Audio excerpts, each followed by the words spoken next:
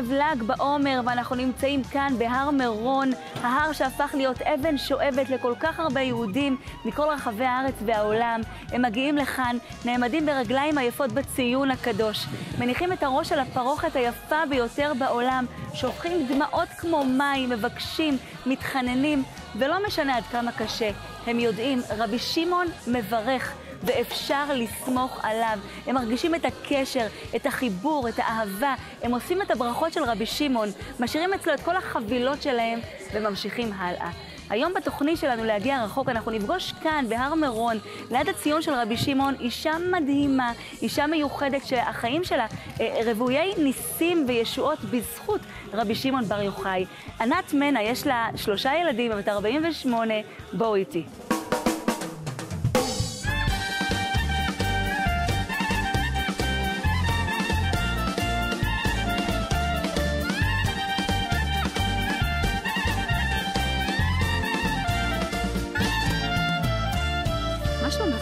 בסדר. סיפור הישועות שלך בזכות רבי שמעון בר יוחאי. נכון. ספרי לנו איך זה מתחיל, מתי זה מתחיל. אז לפני 18 שנה, בראש חודש שבט, שכבר הייתי ממש, היה קושי גדול בכל מציאת הזיווג. התקשרתי... כמה היית? הייתי בת 29, 29 פלוס, והתקשרתי לרב שלי, שהוא כבר לא בין החיים, הרב שמואל טויסיג, וממש בכיתי לו, חזרתי משידוך, וממש הייתי בעוצמות קשות מאוד, שמה יהיה איתי? מתי אני אתחתן? מתי אני אביא ילדים? מתי תבוא הישועה? אז הרב מאוד ניחם אותי ומאוד ניסה לעזור לי כל הזמן, ואמר לי שקודם כל הקדוש ברוך הוא רחום וחנון ושהוא גדול, שהקדוש ברוך הוא ברא את העולם ב7 ימים, אז אין בעיה לשלוח לי את הזיווג ולהביא ילדים, והכל יכול להיות מאוד מאוד מהר, כן. ואז הוא אמר לי גם אם אני רוצה ככה ישועה גדולה מיד, מהר, עוד השנה הזאת, אז שאני אסע בפורים, להתפלל בציון של צדיק, כיפורים משהו ליום הכיפורים, אז התפילות נענות. ואז חברה טובה, שהייתה בשנת אבל, אמרה לי שהיא לא יכולה לחגוג את פורים, אז היא נוסעת לרשב"י. אז אמרתי לה שאני איתה, אני באה איתה. זו הזדמנות טובה, אני לא זוכרת, לא ביקרתי הרבה ברשב"י, לדעתי אולי אפילו זו הייתה הפעם הראשונה שלי שהגעתי לציון של רבי שמעון בר יוחאי. וזהו, ונסענו מיום תענית אסתר, עד ליום שושן פורים. אני ברגע שהגעתי לציון, אני לא יצאתי מהציון. אפילו בלילה כמעט ולא הגעתי לחדר שלנו לישון. פשוט ישבתי והתפללתי. אני לא זוכרת כמה ספרי תהילים סיימתי, וכמה תפילות וכמה דמעות וכמה בכיתי, שתהיה לי ישועה, כאילו שיבוא כבר הזיווג. מאוד מאוד דאגתי מהמקום הזה, כי אני מאוד רציתי כבר להתחתן ולהקים בית. והדבר הכי שמרגש אותי תמיד, זה שביקשתי מרבי שמעון, שאם אני צריכה את השליח שלי, האמיתי, אם זה צריך להיות מאיזושהי היכרות, משידוך של מישהו, אז שזה יבוא מהשליח הנאמן שלי, כאילו ממישהי או מישהו שמכיר אותי, שיודע בדיוק מה אני רוצה, ויודע בדיוק מה אני צריכה, שמפה תבוא הישועה. כן. ראינו שרבי שמעון פועל ישועות כבר במקום. כי איך שאמרתי את זה, כבר באותו יום התחילה לנסות לחפש לי שידוכים. אפילו פה, בציון. מי זאת? חברה טובה שלי. כן. את הרגשת שאת משאירה אצל רבי שמעון את החבילה הזאת. ממש. אני ידעתי שפה אני הולכת לקבל את הישועה. זה רבי שמעון. מי ששם אצלו את החבילות ומרגיש שהוא שם אצלו את החבילות והוא יוצא מהציון משוחרר, שידע שהוא קיבל ישועה. ממש ככה. ואני יכולה להגיד דבר אחד שיצאנו מפה, ביום שושן פורים, אמרתי לחברה שלי, תשמעי, אני מרגישה שאני יוצאת מפה קלה. אני הרגשתי קלה. אני לא יודעת איך להסביר את זה, באמת, אני מתרגשת נורא. אבל זה פשוט, הייתה תחושה כזאת, אמרתי לה, תשמעי, אני פשוט מדמיינת את עצמי פה עכשיו, עם סמלה לבנה, עינומה, אני מרגישה שרבי שמעון מלווה אותי, אני מרגישה שנענו תפילותיי. איך מתגלגלת הישועה שלה? אנחנו יוצאות מפה אחרי פורים, היא נוסעת לאיזשהו שבת, שבת אירוח, ואז היא רואה את בעלי. והיא יושבת ליד חברה אחרת, והיא אומרת לה, את רואה את הבן אדם הזה שנכנס? הוא יהיה בעלה של ענת. וואו. כאילו, באמת. וואו. ככה היא אמרה. אז חברה שלה צחקה, היא אומרת לה, כאילו, למה את אומרת את זה? היא אומרת לה, זהו, אני רואה אותו, הוא בעלה של ענת, הוא פשוט בדיוק הטיפוס. עכשיו, היא חברה כל כך טובה של חברת ילדות, של 20 שנה, יותר אפילו כבר, והיא אף פעם לא ניסתה לשדך לי, ואף פעם לא ניסתה להכיר לי, ואף פעם, כי פשוט היינו חברות טובות, כי אנחנו חברות. איזה יופי. והיא ניגשת אליו, ואז היא מספרת לו שיש לו חברה, ושהיא ראתה שאנחנו ממש ממש מתאימים. הוא זרם, הוא גם היה צריך ישועות. במוצאי שבת הם נפגשו, והוא נתן לה את הטלפון שלו, והיא יצרה איתו קשר, והיא במוצאי שבת מתקשרת אליי, והיא ישר מבשרת לי שהיא מצאה לי חתן. היא כבר ידעה שזה היא כבר ידעה, היא כבר סגרה את העניינים, ממש ככה. ואני ככה צוחקת בהתחלה, אני אומרת לה, לא, אני לא רוצה. ואז פתאום אני ככה, בעניין של שניות, אני אומרת לעצמי, למה לא? אני עכשיו חזרתי מרבי שמעון. למה יצא לך הלא רוצה הזה? לא יודעת, כאילו זה היה בשגרה, מרוב שכל כך הרבה התאכזבתי, אז אמרתי לא, ואז אמרתי, רגע, אבל עכשיו חזרתי מרבי שמעון, למה אני אומרת לה לא? וזו פעם ראשונה שהיא מנסה להכיר לי, אז בואי נשמע. ונפגשתם? נפגשנו בזין בניסן, ואחר כך נפגשנו עוד פעם בחול המועד פסח, שלפני כן נסעתי לקבל ברכה ולראות שזה באמת משהו שהוא טוב לי. ואז באמת אותו רב אמר לי, עד לפני ראש השנה אתם מתארסים.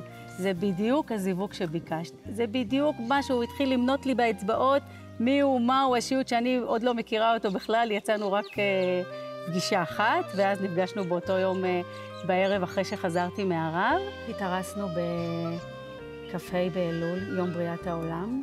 התחתנו בט"ו בחשוון. 8 חודשים מרגע שהייתי בציון של רבי שמעון בר יוחאי. וברוך השם, כמה שנים אתם כבר נשואים? אנחנו נחגוג בעזרת השם בחשוון 18 שנה. איזה יופי. זה הזמן ממש להודות. חי שנים. חי שנים להודות. וזה לא הנס היחיד שקורה לך בזכות רבי שמעון בר יוחאי, אני מבינה? את זוכה בעוד ישועה? הגענו לכאן כשהיינו מעוכבי ילדים. לא זכינו הרבה שנים לילדים. הייתה לנו רק ילדה אחת. ואז החלטנו לעלות להתפלל בציון. ידעתי שפעם אחת קיבלתי ישועה גדולה, אז אולי גם הפעם בעזרת השם נזכה לישועות גדולות. ואז התפללנו, וביקשתי מבעלי שאם אני אבקש ויהיה לנו, נזכה לפרי בטן ויהיה לנו בן זכר, אז אם זה יהיה בסדר לקרוא לו שמעון. בעלי הסכים. התפללנו, אני לא ממש ביקשתי בן זכר, ובאותו חודש נפקדתי ונולדה לנו בת. איזה יופי. נולדה לנו בת אחרי 6 שנים שחיכינו וקראנו לה אמונה. אחרי 2.5 נולד לנו בן, שהתפללנו עליו הרבה, ברוך השם, כולם מתפילות. תגידי, איך את מרגישה את החיבור אצל רבי שמעון? ומה קורה לך כשאת מגיעה אליו? אני תמיד מרגישה שכשאני מגיעה לכאן, הלב מתרחב והלב נפתח. וקודם כל זה תמיד להגיע עם חיוך,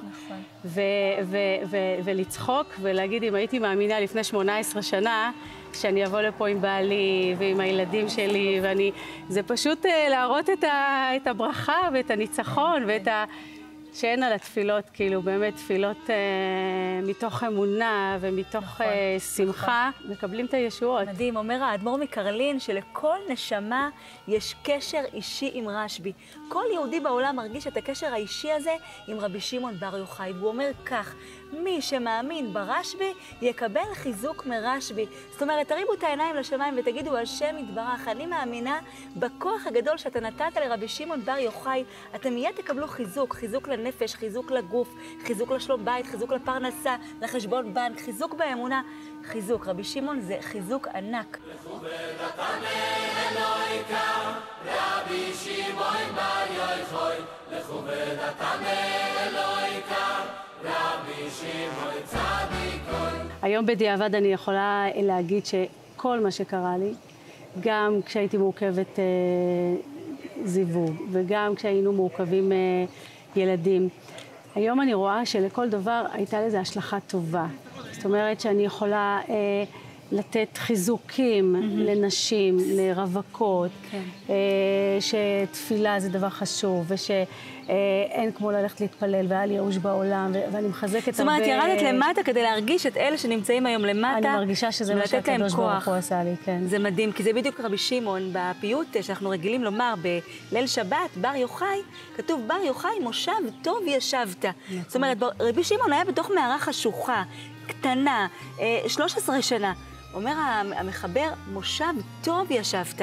זה שהיית בתוך המערה, בתוך החושך הזה, זה היה הדבר הכי טוב לרבי שמעון, כי רק משם בעצם הוא צמח, והוא מלמד אותנו שיהודי לא מתייאש, וגם מהמערות הכי חשוכות בחיים יוצאים דברים טובים. לגמרי. ועכשיו אני רוצה שתתפי אותנו בסיפור המדהים של אחותך, כי בעצם הניסים והישועות של רבי שמעון ממשיכות אצלכם. ממשיכות, נכון. אחותי ציפתה הרבה שנים לילדים, והיא קמה בבוקר של החג, של סוכות, והיא מספרת שהיא חולמת שהיא מחזיקה נר נשמה עם התמונה של רבי שמעון. וואו. והיא קמה כולה התרגשות, והיא לא יודעת ככה מרוב שמחה, והיא אמרה, זה בטח מבשר לי בשורות טובות. אז אמרתי לה, ברור, מה זאת אומרת? הרבי שמעון קורא לך. ואז הגענו לציון, היא התפללה, בחיים לא ראיתי את אחותי בוכה, כמו שהיא בכתה פה בציון. זה היה, אני מאוד הופתעתי לראות אותה ככה מתפרקת בציון, ואמרתי לה, זהו, אני אומרת לך, את נושעת, כאילו, יהיו ישועות. אחרי חודשיים היא, ברוך השם, זכתה, והיא נפקדה, וילדה בן. היא נפקדה אחרי כמה שנים? אחרי 10 שנים שהיא ציפתה לילדים. 10 שנים. ובדיוק בעוד חודש, היא עושה לו חלקה פה במירון. איזה יופי. זה הנדר שהיא נדרה. שאם היא תזכה לבן זכר, היא תעשה לו חלקה במירון. איזה יופי, זכות רבי שמעון בר יוחאי, שכל כך כדאי לסמוך עליו, במיוחד בעניין של הבנים, בל"ג בעומר להתפלל על הבנים, שיהיו צדיקים, ורש"י אומר, כל אימא תתפלל ותבקש שהבן שלה יהיה צדיק כמו רבי שמעון בר יוחאי. אם רש"י אומר את זה, סימן שזה ממש כך. ספרי לנו קצת על עצמך, מה את עושה בחיים? אני יועצת זוגית ויועצת בפוריות טבעית, עוזרת לאנשים בכל התהליכים האלה. יש לי מרכז שנקרא מרכז תמיד בשניים בשומרון. זה המרכז שלשם מגיעים הזוגות לקבל כל עזרה שרק אפשר בתחום הזוגיות ובתחום הפוריות. ועכשיו לסיום, ספרי לנו מה החלום שלך. החלום שלי זה בעזרת השם שהמשפחה שלי תגדל ותפרח, שנזכה לחתן את הילדים שלנו. ושיגדלו על מצוות התורה, בעזרת השם.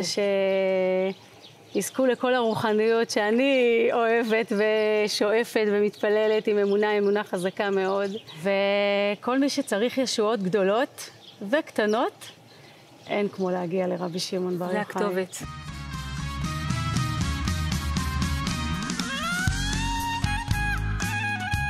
תודה רבה, ענת היקרה, חיזקת אותנו מאוד, נתת לנו הרבה כוח, ואני בטוחה שבזכותך עוד הרבה נשים תגענה כאן לציון של רבי שמעון בר יוחאי. ואני רוצה לסיים את המפגש המיוחד שלי עם ענת בסיפור מדהים שקרה כאן לפני 200 שנה. לפני 200 שנה כאן במירון לא היו גרים יהודים, היו גרים כאן ערבים, הם היו גרים כאן למטה. באותה תקופה הגליל סבל מרעידות אדמה קשות, ובאחת מרעידות האדמה הערבים שהיו גרים כאן במירון למטה לא ידעו לאן לברוח. פשוט רצו, עלו, טיפסו את ההר והגיעו לציון של רבי שמעון בר יוחאי. הם ידעו שהוא איש קדוש, והציון היה סגור עם שער כבד ומנעול, והם היו מאוד מבועלים, כי הרעידה הייתה מאוד קשה, ואז הם פשוט ניערו את השער והתחילו לצעוק, רבי שמעון, תפתח לנו את הדלת, רבי שמעון, תפתח, אנחנו יודעים שאתה איש קדוש. והם מספרים שהדלת נפתחה מאליה, השער נפתח לבד, הם נכנסו פנימה, הם והילדים שלהם והנשים שלהם, ומספרים שכל האזור נחרב, ורק הציון של רבי שמעון נשאר שלם, והם ניצלו. אז גם אתם, לפעמים בחיים אתם מרגישים שהחיים שלכם רועדים, אתם מרגישים שיש לכם איזושהי רעידת אדמה בחיים שלכם, יש לכם כתובת, אין ספק שרבי שמעון יפתח לכם את הדלת, יכניס אתכם פנימה, ישמור עליכם ויגן עליכם. תורתו מגן לנו, היא מאירת עינינו, הוא ימליץ טוב עלינו, אדוננו בר יוחאי.